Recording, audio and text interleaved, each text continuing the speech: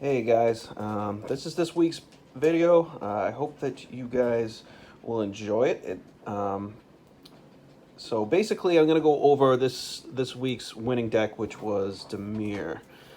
A few things to go over. I think this might be a two-part video, just because that there is a whole bunch to go over with this deck. It is easily the most complicated deck to play. It's definitely not for beginners. Um, there's a couple things that you need to realize before you start choosing for Dimir. The first thing is that the deck, you need the cards for it. So if you're competing with a lot of people for Dimir cards, it's going to be impossible to build a deck that actually works. Um, Basically, every card needs some sort of surveil ability to make it work. And it's also important to realize that there aren't a whole lot of bombs in these colors. Even like cards that I would consider a bomb, like Lazav, he was a first pick, first pack for this deck, and he put me directly into blue-black. He doesn't really do enough by himself, and I really didn't get too many large creatures. I was able to win with just these two creatures here. These were my game enders, along with a few other cards that worked with him. But if you don't get any of those cards, then you're not going to be able to do anything the whole time that you're playing, and there's no way to win if that's happening to you. It's also important to realize that there's a lot of information. This deck stalls and stalls and stalls. Even though it plays a lot of early like 2-drops, I play a ton of 2-drops. The deck, it mostly hinges off of removal, counter spells, and just surveilling and basically going through your entire deck. It's not a fast plan. It's a stalling tactic. You stall and stall and stall, and this makes the games go pretty deep, pretty long. And having a deck that you could easily go through your whole deck each time, that really isn't. It's not good if you're taking too much time making your decisions, because there's a lot of decisions to be made, especially with the surveil ability. Surveil, if you don't know what surveil does, look at the top card of your library. You may put that card into your graveyard, and it comes in surveil 1, 2, 3, whatever. And it's almost always the right play to put the card into the graveyard, which is interesting that you should basically always surveil into your graveyard unless it's a land. Like and that's another thing. Like you might have like 10 lands and you think, oh well, I'm good with lands, but this deck wants so many lands, so it has more options to play things each turn. That's like really the only cards that you want to put into your hand. The rest go right into the graveyard. But obviously, there's some times when that's not the case, and there's a card that you need, like a removal piece. It doesn't actually play a whole lot of removal.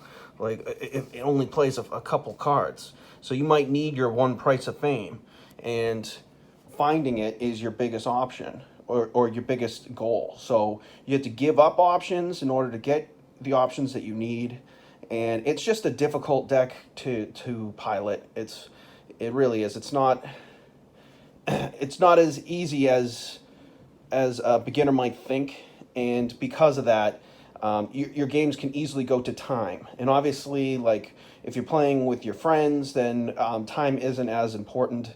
But even with your friends, like in our group, if you take too long, then the other winners are just going to play without you, and you're going to get left out, and it basically comes to a draw, which knocks you right out of first spot. So you can't actually win the tournament if you're taking too long. And that's the same with F&Ms. If you go to F&Ms, they actually have a clock, and they'll just give you a draw, and that sucks because there's no way to win if you're just going to be drawing out. So you need to make your decisions quick with this deck.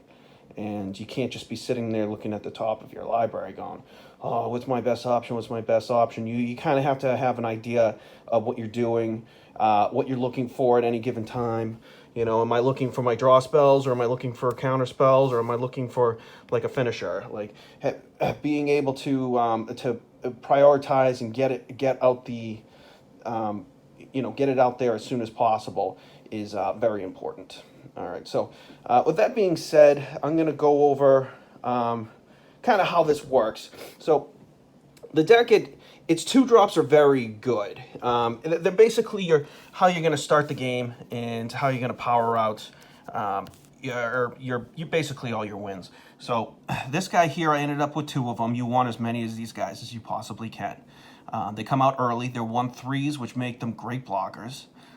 Whenever you surveil for the first time each turn, so you can do it during your opponent's turn and during your turn, once each turn. He deals 1 damage to each opponent. You gain a life. So this guy is the gravy. Because your whole deck is going to surveil. Like, that's one thing about this deck, is you need every card to surveil. If it's not surveilling, it better have some sort of synergy with surveil. Like, this card doesn't surveil, but he has synergy with surveil, so he works in this deck. You have your guild mages, which are probably the best guild mage out of all the colors.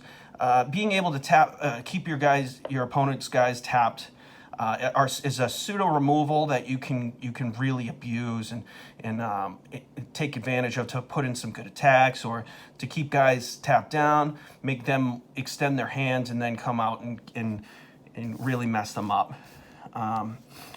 Pass Wall Adept. This guy, I'm surprised he's only a common slot. He is one of your finishers.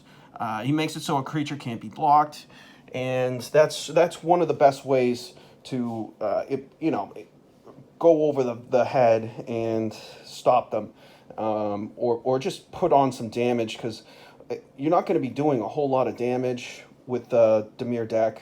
It's very controlling, very stalling. So having this guy, I mean, I wouldn't play too many of him. And with this surveilling deck, you can find this guy if you need to. But maybe 2 of them would be fine. But he's only a common, so he should be pretty easy to find. Then here you have Lazav. This dude is monstrous in this deck. He was a first pick mythic, and I ended up having to pass an awesome rare foil for him, but it was worth it. Not only does he surveil, but he's actually, technically in the story, he's the leader of the Dimir Guild, Lazav the Multifarious, but you can then turn him into any creature in your graveyard at instant speed, and you can do it as many times as you want. So that gets pretty busted, because it doesn't even go away at end of turn. It keeps it until you change him again. So if you wanted to, you could like make him a flyer and then block like a 4/4. Normally he would die, but since he already blocked the flyer, then at instant speed you transform him into a 4/5. Like, there's a lot of busted stuff you can do with that, and it is easily like one of the best cards that you can have for these color combinations. So those were my 2 drops, and the best thing about Dimir is you kind of want to sit on your mana later on, so you get to like drop one of these guys on turn 2, and then just sit back, because you don't want to play a whole lot of spells at sorcery speed. The deck does play mostly at instant speed, and that's why you want to just keep drawing lands, every single turn, because you want to be able to cast multiple spells, you want to be able to counter and cast instants and abilities, because like these guys' abilities aren't cheap, and some of the instants that you have, you do want to be able to keep up lots of mana for. So I also have one of the Darkblade agents.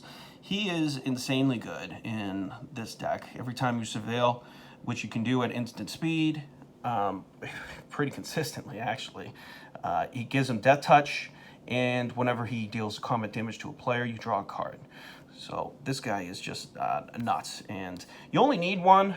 You should definitely have at least one, But if you have multiples, he's good in multiples too. This guy right here, he's got Undergrowth. Now, the thing about Surveil and why you want to put cards into your graveyard almost all the time is because it does really synergize with the other colors. Black has Undergrowth, which really takes advantage of creature cards in your graveyard. So you just want to dump creatures in your graveyard whenever you can to make cards like that good. And it also plays like Jumpstart, which you can just dump the card into your graveyard and then be able to play it at any time by just discarding any card, which is great. So like it really does synergize with the other colors, making Dimir not only really good color combinations if you have the right cards, but also good splashing color if you're playing red-blue or you're playing black-green. You just splash some Dimir stuff so that you can get their Surveil, which really adds to the power level of the deck.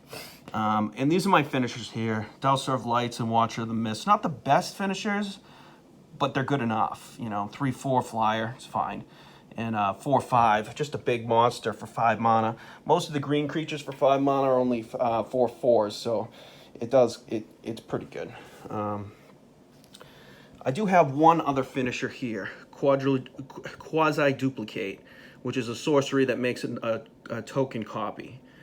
Doesn't work with Lazav because he's legendary, but you can make a bunch of Watchers of the Mist or Dowser of Lights, and it also has Jumpstart, so you can use it twice in a turn for 6 mana, which is, you know, really nice. And then 1 Vapors. This card, it doesn't hit any of my creatures. All of them can withstand this thing. But it's good against certain decks, and it does have Surveil.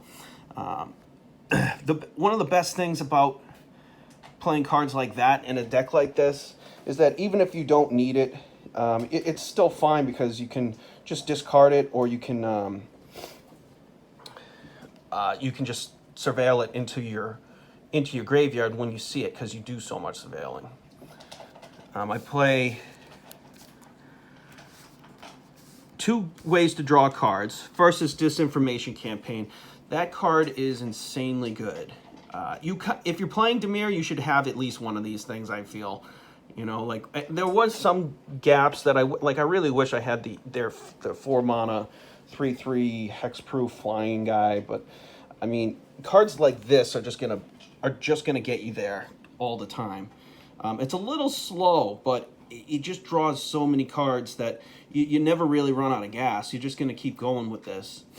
And I also play 1 Guild Summit, which just lets you draw gates. It's an enchantment.